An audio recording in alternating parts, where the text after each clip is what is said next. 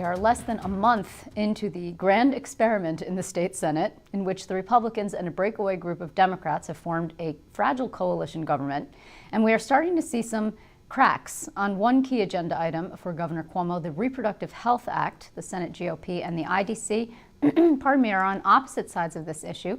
Further complicating things is the fact that not all of the Democrats in the Democratic Conference support this issue, abortion rights. So GOP votes will indeed be needed for passage if anything comes to the floor.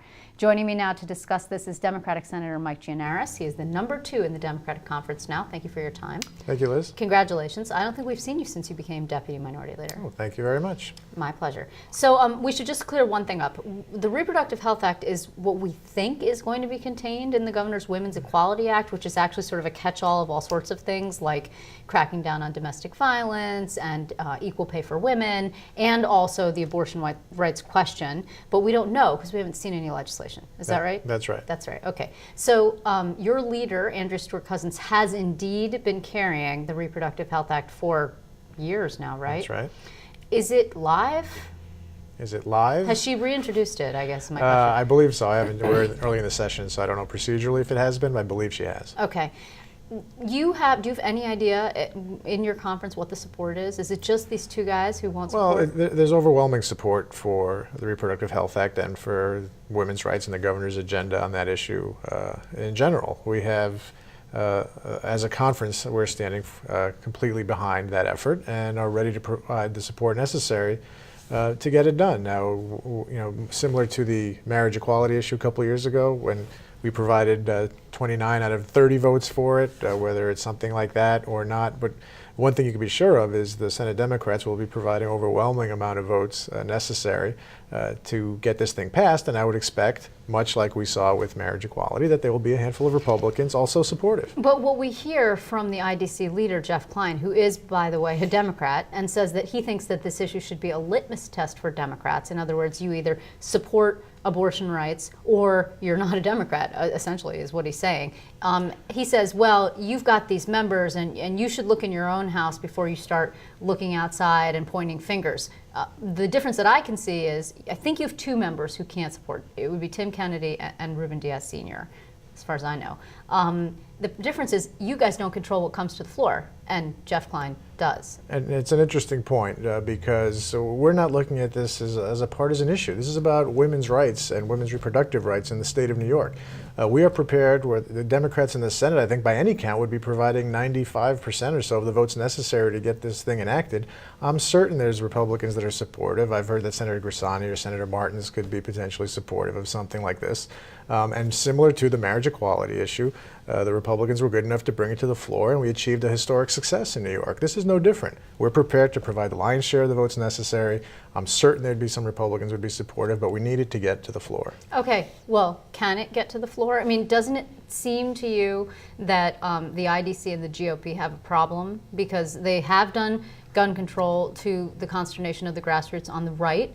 They're angry with Dean Skelos. They have done, as you noted, marriage equality predates this power sharing deal, but the Republicans did allow it to the floor and it passed.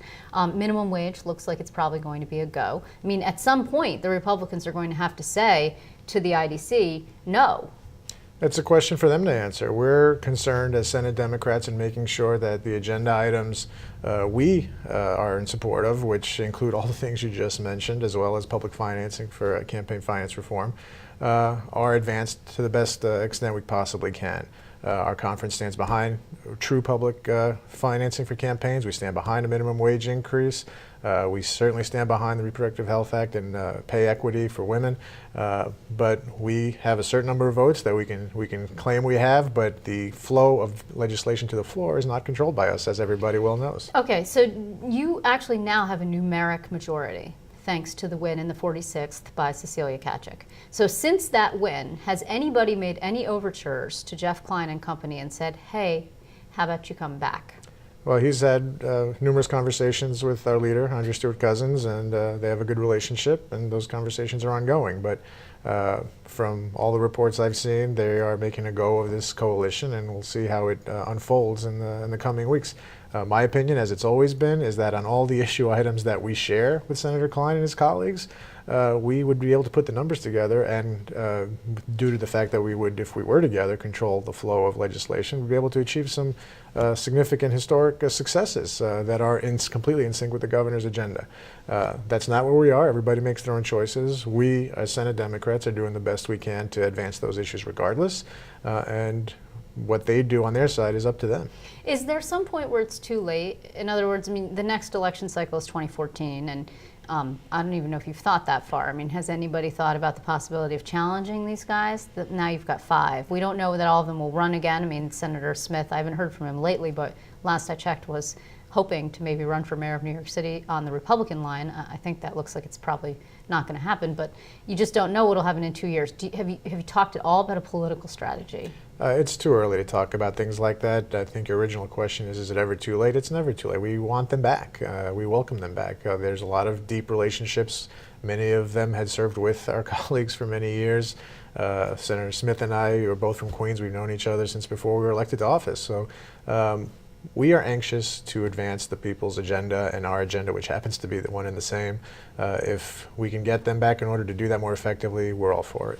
Do you think this is working so far? I mean, you could point, we all in the press, and I'll admit that we did, said, gun control, that's going to be the test case issue, and they managed to pass gun control. It went right through, sailed. Well, I would argue that the Democrats in the Senate managed to pass gun control. 32 Democrats in the Senate voted for the governor's SAFE Act. 32 votes are required to pass But the it got bill. to the floor because of the coalition. Fair enough, and they did agree to allow it on the floor, and that's to their credit. But nonetheless, the votes that were necessary for passage came from Democrats with the Long Island Republicans, essentially, and some others. I don't know if it's going to work like that. Every time something comes up, I think that the gun issue is just one of many that the governor outlined in his State of the State speech that the Senate Democrats stand behind, and that Senator Klein and his colleagues stand behind. If we all get together, we've shown that we can get things done. We have a majority of members in the Senate if we were to team up. But again, people make their own decisions. Let's see how this works over the next few weeks. Our interest is in getting these things done. We were happy to vote for the SAFE Act because we all believed in it. A number of the proposals in that bill were our legislation, some of them mine, some of them Senator Peralta's, Senator Squadron's, and others. So we're happy to lend our support where the issue is right. We're happy to do it on the Reproductive Health Act. We're happy to do it on campaign finance reform and other issues. So Senator Klein is speaking to Senator Stewart Cousins. Have you spoken to Senator Klein at all? I have spoken to him. You have? Mm-hmm. And how did that go? It was cordial.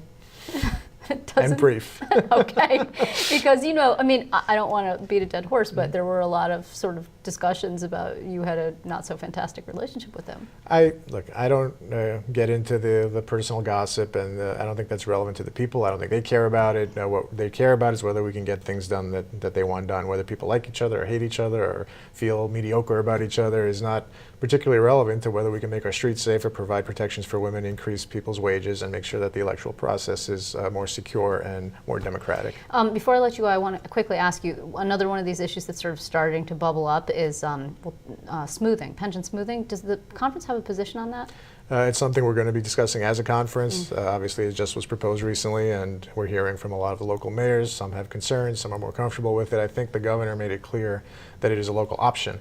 And so even those who are not completely comfortable with it don't have to avail themselves of that option. That being said, the localities need support and help to get through a very difficult local economy, in part caused by mandates from the state that we're trying to relieve. So for those that don't take advantage of it, I think we need to roll up our sleeves and make sure that there are other options available to provide assistance. But I think to the extent the proposal is one that localities can choose to take advantage of or not, then I think it's a good one. Okay, well, thank you very much, Mike Gianaris. It's always great to see you. Thanks a lot, Liz.